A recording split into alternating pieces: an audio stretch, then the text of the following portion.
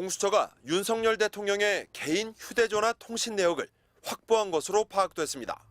기간은 차상병 순직 사건과 외압 의혹이 불거진 7월 말 전후인 것으로 알려졌습니다. 지금까지 알려진 윤 대통령 통화 내역은 국방부가 사건 기록을 회수한 지난해 8월 2일 집중적으로 등장합니다. 윤 대통령은 이날 개인 휴대전화로 이종섭 당시 국방부 장관과 1시간 사이 3차례 통화했고 신범철 국방차관, 임기훈 국방비서관과도 통화했습니다. 공수처는 지금까지 수차례 윤 대통령 개인 휴대전화에 대한 통신영장을 신청했지만 영겁 후 받아들여지지 않았습니다.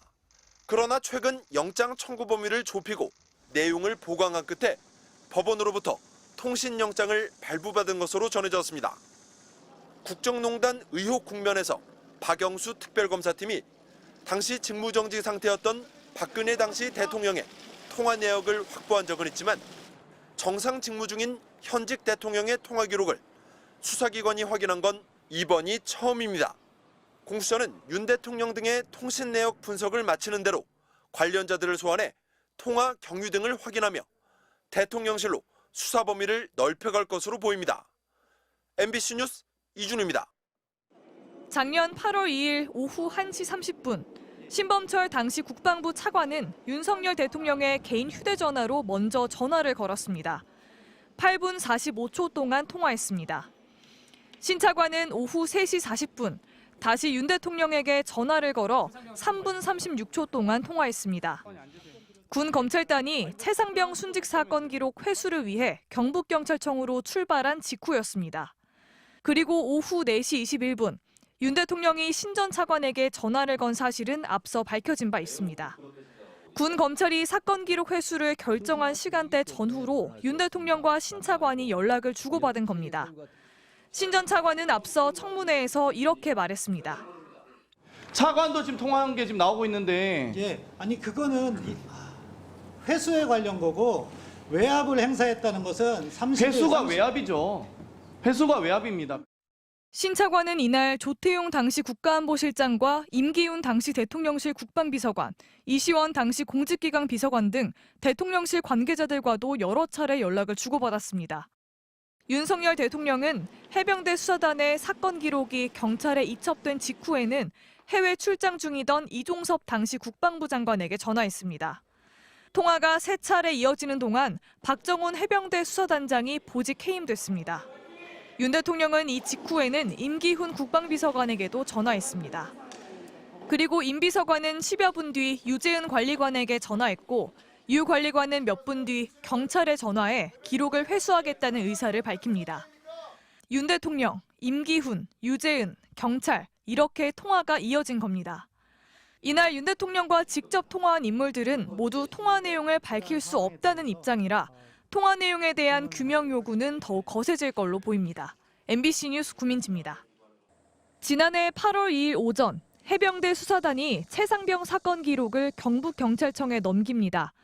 혐의자는 임성근 당시 해병대 1사단장 등 모두 8명.